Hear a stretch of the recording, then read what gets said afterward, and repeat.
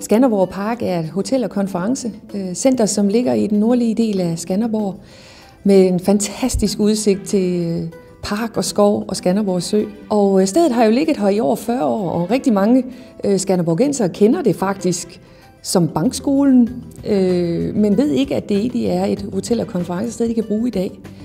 Og jeg kom til for 3 år siden, og det har så været min opgave at arbejde på at få det gjort mere synligt for skanderborgenserne, at de også kan benytte sig af det her sted i dag. Men vores primære produkt er konferencer og møder, og som udgør over 80% af vores omsætning i dag. Det, som vi er kendt for, og det, som vi har vundet titlen som årets konferencecenter på, det er på baggrund af kundernes tilbagemeldinger på, når de har været her og afholdt en konference. På vores meget høje serviceniveau, på vores kvalitet på maden, vores kvalitet på vores lokaler. Altså som vi bare at sige, vi går ikke ned på udstyr her. Vi har alt, hvad der skal til for, at man kan afvikle en konference på topprofessionelt niveau.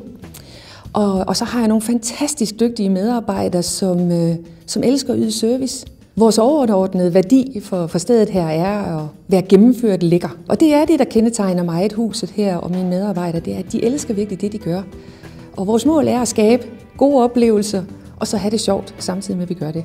Om det er lokalerne, det er indretningen, det er maden, det er serviceniveauet, generelt set det hele. Det skal være gennemført lækkert.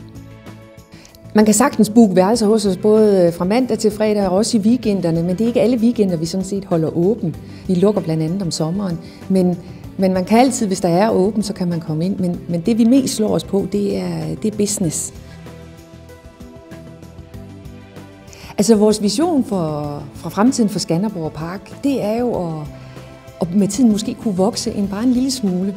Altså vi kan jo allerede nu se med vores aktivitet, vi har både haft den største omsætning og den største belægning nogensinde i hotellets historie, over 45 år i historie i øvrigt.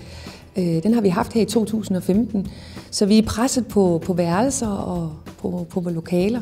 Så vores håb er lidt, at vi i fremtiden også kan få lov til at udvide den vej, uden at gå på kompromis med den kvalitet og det, der gør os unikke i dag, på grund af vores størrelse, og som folk siger til os også, altså, der er en utrolig ro og en fantastisk atmosfære, når man kommer ind her.